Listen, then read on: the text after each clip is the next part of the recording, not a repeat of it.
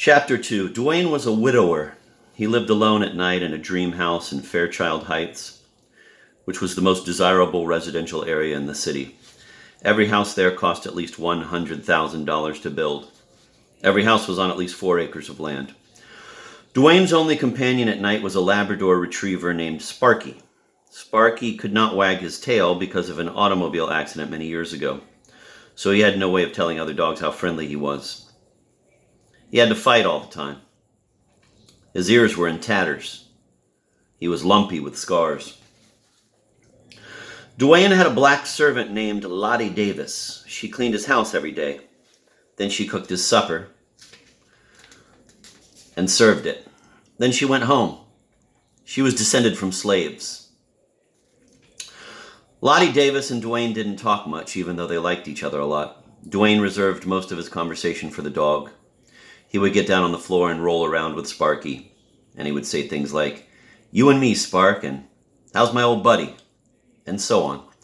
And that routine went on unrevised even after Dwayne started to go crazy, so Lottie had nothing unusual to notice. Kilgore Trout owned a parakeet named Bill. Like Dwayne Hoover, Trout was all alone at night, except for his pet. Trout, too, talked to his pet. But while Dwayne babbled to his Labrador retriever about love, Trout sneered and muttered to his parakeet about the end of the world. "Any time now," he would say. "And high time, too." It was Trout's theory that the atmosphere would become unbreathable soon. Trout supposed that when the atmosphere became poisonous, Bill would keel over a few minutes before Trout did. He would kid Bill about that. "How's the old respiration, Bill?" he'd say, or "Seems like you got a touch of the old emphysema, Bill." Or, "We never discussed what kind of a funeral you want, Bill. You never even told me what your religion is." And so on.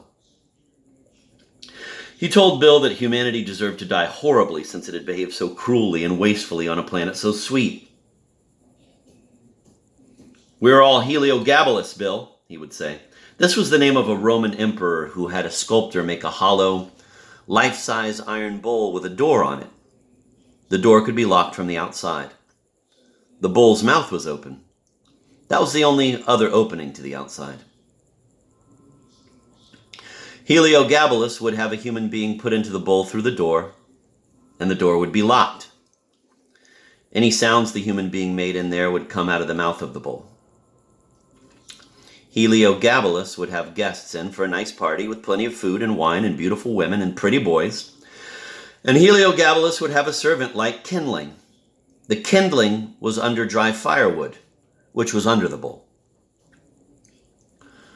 Trout did another thing which some people might have considered eccentric. He called mirrors leaks. L-E-A-K-S. Leaks. It amused him to pretend that mirrors were holes between two universes.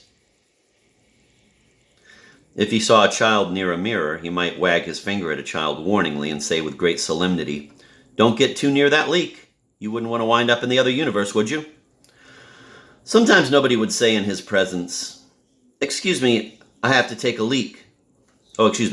Sometimes somebody would say in his presence, "Excuse me, I have to take a leak." This was a way of saying that the speaker intended to drain liquid wastes from his body through a valve in his lower abdomen. And Trout would reply waggishly, "Where I come from, that means you're about to steal a mirror." And so on. By the time of Trout's death, of course, everybody called mirrors leaks. That was how respectable even his jokes had become. In 1972, Trout lived in a basement apartment in Cohoes, New York. He made his living as an installer of aluminum combination storm windows and screens. He had nothing to do with the sales end of the business because he had no charm. Charm was a scheme for making strangers like and trust a person immediately, no matter what the charmer had in mind. Dwayne Hoover had oodles of charm. I can have oodles of charm when I want to. A lot of people have oodles of charm. Trout's employer and co-workers had no idea that he was a writer. No reputable publisher had ever heard of him, for that matter, even though he had written 117 novels and 2,000 short stories by the time he met Dwayne. He made carbon copies of nothing he wrote. He mailed off manuscripts without enclosing stamped, self-addressed envelopes for their safe return. Sometimes he didn't even include a return address. He got names and addresses of publishers from magazines devoted to the writing business, which he read avidly in the periodical rooms of public libraries. He thus got in touch with a firm called World Classics Library, which published hardcore pornography in Los Angeles, California. They used his stories, which usually didn't even have women in them, to give bulk to books and magazines of salacious pictures. They never told him where or when he might expect to find himself in print. Here is what they paid him. Doodly squat. They didn't even send him complimentary copies of the books and magazines in which he appeared, so he had to search them out in pornography stores. And the titles he gave to his stories were often changed. Pan-Galactic Straw Boss, for instance, became Mouth Crazy. Most distracting to Trout, however, were the illustrations his publishers selected, which had nothing to do with his tales. He wrote a novel, for instance, about an earthling named Delmore Skagg, a bachelor in a neighborhood where everybody else had enormous families. And Skagg was a scientist, and he found a way to reproduce himself in chicken soup. He would shave living cells from the palm of his right hand, mix them with the soup, and expose the soup to cosmic rays. The cells turned into babies, which looked exactly like Delmore Skagg. Pretty soon, Delmore was having several babies a day and inviting his neighbors to share his pride and happiness. He had mass baptisms of as many as 100 babies at a time. He became famous as a family man, and so on. Skagg hoped to force his country into making laws against excessively large families, but the legislatures and courts declined to meet the problem head-on. They passed stern laws instead against the possession by unmarried persons of chicken soup. And so on. The illustrations for this book were murky photographs of several white women giving blowjobs to the same black man who, for some reason, wore a Mexican sombrero.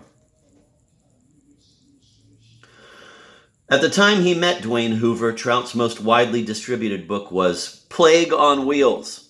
The publisher didn't change the title, but he obliterated most of it in all of Trout's name with a lurid banner which made this promise. Wide open beavers inside. A wide open beaver was a photograph of a woman not wearing underpants and with her legs far apart so that the mouth of her vagina could be seen. The expression was first used by news photographers, who often got to see up women's skirts as accidents in sporting events and from underneath fire escapes and so on. They needed a code word to yell to other newsmen and friendly policemen and firemen and so on to let them know what could be seen, in case they wanted to see it. The word was this: beaver. A beaver was actually a large rodent. It loved water, so it built dams. It looked like this. The sort of beaver which excited news photographers so much looked like this. This was where babies came from. When Dwayne was a boy, when Kilgore Trout was a boy, when I was a boy, and even when we became middle-aged men and older, it was the duty of the police and the courts to keep representations of such ordinary apertures from being examined and discussed by persons not engaged in the practice of medicine. It was somehow decided that wide-open beavers, which were 10,000 times as common as real beavers, should be the most massively defended secret under law. So there was a madness about wide-open beavers.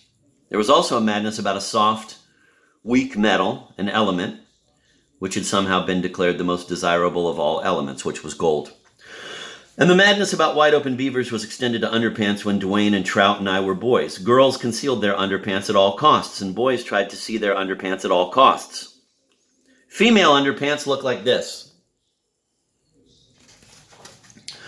One of the first things Dwayne learned in school as a little boy, in fact, was a poem he was supposed to scream in case he saw a girl's underpants by accident in the playground. Other students taught it to him. This was it. I see England, I see France, I see a little girl's underpants. When Kilgore Trout accepted the Nobel Prize for Medicine in 1979, he declared, "Some people say there is no such thing as progress. The fact that human beings are now the only animals left on Earth, I confess, seems a confusing sort of victory. Those of you familiar with the nature of my earlier published works will understand why I mourned especially when the last beaver died. There were two monsters sharing this planet with us when I was a boy, however, and I celebrate their extinction today. They were determined to kill us, or at least to make our lives meaningless. They came close to success. They were cruel adversaries, which my little friends, the beavers, were not. Lions? No. Tigers? No. Lions and tigers snoozed most of the time. The monsters I will name never snoozed. They inhabited our heads. They were the arbitrary lusts for gold. And God help us, for a glimpse of a little girl's underpants. I thank those lusts for being so ridiculous, for they taught us that it was possible for a human being to believe anything and to behave passionately in keeping with that belief, any belief. So now we can build an unselfish society by devoting to unselfishness the frenzy we once devoted to gold and to underpants. He paused, and then he recited with wry mournfulness the beginning of a poem he had learned to scream in Bermuda when he was a little boy. The poem was all the more poignant since it mentioned two nations which no longer existed as such. I see England, he said. I see France. Actually, women's underpants had been drastically devalued by the time of the historic meeting between Dwayne Hoover and Trout. The price of gold was still on the rise. Photographs of women's underpants weren't worth the paper they were printed on, and even high-quality color motion pictures of wide-open beavers were going begging in the marketplace. There had been a time when a copy of Trout's most popular book to date, Plague on Wheels, had brought as much as $12 because of the illustrations. It was now being offered for $1, and people who paid even that much did so not because of the pictures. They paid for the words. The words in the book, incidentally, were about life on a dying planet named Lingo 3, whose inhabitants resembled American automobiles. They had wheels. They were powered by internal combustion engines. They ate fossil fuels. They weren't manufactured, though. They reproduced. They laid eggs containing baby automobiles, and the babies matured in pools of oil drained from adult crankcases. Lingo 3 was visited by space travelers who learned that the creatures were becoming extinct for this reason. They had destroyed their planet's resources, including its atmosphere. The space travelers weren't able to offer much in the way of material assistance. The automobile creatures hoped to borrow some oxygen and to have the visitors carry at least one of their eggs to another planet, where it might hatch, where an automobile civilization could begin again. But the smallest egg they had was a 48-pounder, and the space travelers themselves were only an inch high, and their spaceship wasn't even as big as an Earthling shoebox. They were from Zeltaldemar. The spokesman for the Zeltaldemarians was Kago. Kago said that all he could do was to tell others in the universe about how wonderful the automobile creatures had been. Here is what he said to all those rusting junkers who were out of gas. You will be gone, but not forgotten. The illustration for the story at this point showed two Chinese girls, seemingly identical twins, seated on a couch with their legs wide open. So Kago and his brave little Zeltaldemarian crew, which was all homosexual, roamed the universe, keeping the memory of the automobile creatures alive. They came at last to the planet Earth. In all innocence, Kago told the Earthlings about the automobiles. Kago did not know that human beings could be as easily felled by a single idea as by cholera or the bubonic plague. There was no immunity to cuckoo ideas on Earth.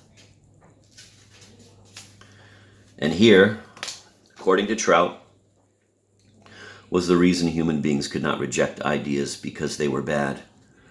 Quote, ideas on earth were badges of friendship or enmity. Their content did not matter. Friends agreed with friends in order to express friendliness. Enemies disagreed with enemies in order to express enmity. The ideas earthlings held didn't matter for hundreds of thousands of years, since they couldn't do much about them anyway. Ideas might as well be badges as anything. They even had a saying about the futility of ideas. If wishes were horses, beggars would ride. And then earthlings discovered tools. Suddenly agreeing with friends could be a form of suicide or worse. But agreements went on, not for the sake of common sense or decency or self-preservation, but for friendliness.